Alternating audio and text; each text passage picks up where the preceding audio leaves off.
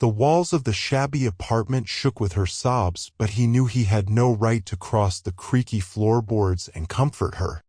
Her hands pressed against her swollen belly as she stumbled to lean against the paint peeling off the wall. He didn't make a move to steady her. "How could you?" It wasn't the first time that hour she had shrieked the words, but it was the first time he found the strength to answer. The remains of his phone, broken against the wall by her hand, coated the sparse carpet between them. A barrier of splintered plastic and screen, sharp enough to slice his skin, yet even still it wasn't the danger that kept him from moving forward. "She was there when you weren't." His own words could hardly be described as a shout. Not a worthy excuse, and by her tear-filled eyes she knew it, too. "I have always been there," she screamed. "During every hangover, every police fine. I have stuck by your side when every inch of me begged me to leave. To take our son and run. Do not speak to me of abandonment." Her voice cracked, but she remained firm, glaring at him through their impenetrable wall. "I should have listened, but I was willing to prove them all wrong. I was willing to believe their warnings were nothing but jealousy. But no, they were the truth." At this, he felt his own voice strengthen, raising from its pitiful whisper to a roar that shook the dim chandelier above them. "You swore to me you had stopped talking to them. You swore to me their words meant nothing, that they meant nothing. I am not the only one guilty. How long have you stayed in contact? How long have you listened to whatever lies they spit out?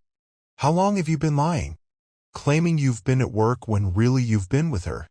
The word was hardly intelligible, nothing more than a hiss, and he met her fiery gaze with his own, refusing to step down, refusing to let her know. But she already did. "I called today to your office day, and do you want to know what they told me? You'd been fired for over a year. A year. We've only been married for 8 months. "It doesn't matter," he countered, snarling. "I still get money for your clothes, your jewelry, every petty thing you beg for. Look around you," he cried, opening his arms toward their scraggly surroundings.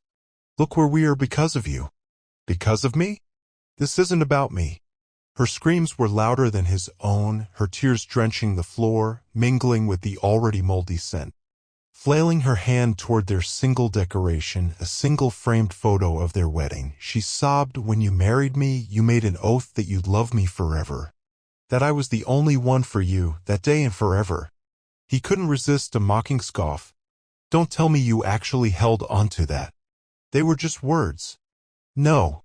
She shook her head, letting go of her pregnant belly to grab her left hand. Sliding her golden band off her ring finger, she let it clatter to the floor. Somehow it was the loudest sound either of them had made. They were just lies. Fleeing into their bedroom, she slammed the door, but it was a pitiful sound when mingled with her crushing wails. The thin walls did nothing to muffle them, and as the splintered door crashed close, it shook the walls. The photograph wobbled, teetering on the brink of collapse for a second longer before falling forward.